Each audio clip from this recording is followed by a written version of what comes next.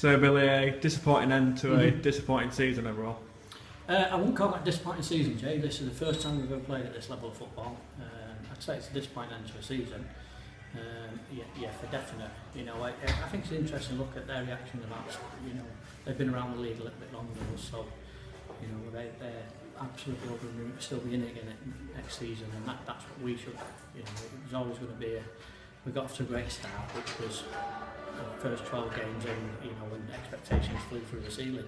And I think the league came alive then, so, but I'm a bit disappointed today in terms of, especially how well we played at Scarborough Monday, and I think that's really sums up our season, is the inconsistency from one performance to the next.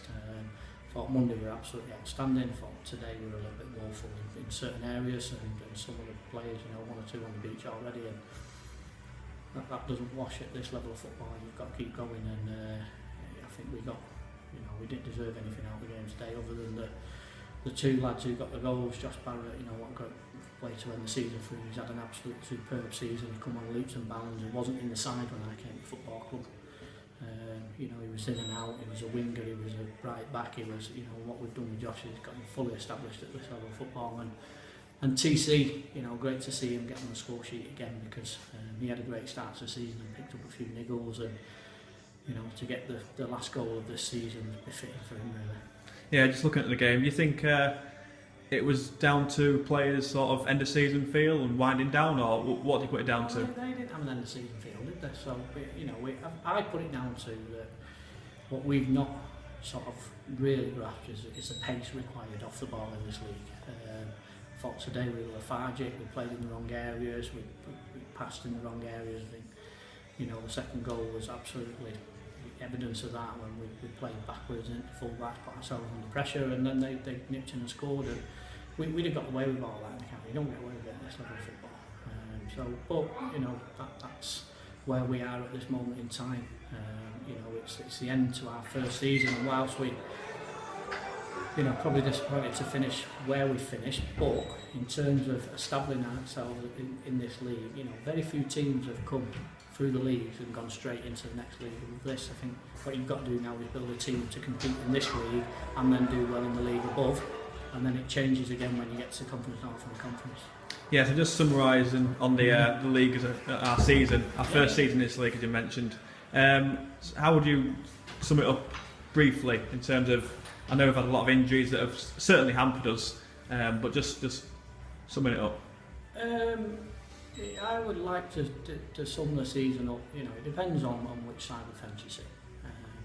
You know, if we said that, you know, at the start of the year, what we'd said was that we need to establish ourselves in this league, and because we got off to such a great start, and I didn't think the league had come alive. I kept saying that in September and August. I thought teams it were a really slow start to the league, and then it suddenly burst into life around about October time. So I think we had a really, really positive start. Certainly within the first 12 games, I think we'd only conceded about 7 goals. So we looked set up, and then, you know, injuries, whether you like it or not, you know, they happened, and they happened to key players, and from there quite difficult. But you know, we can't. As a manager, that's not an excuse really. We've got to deal with that.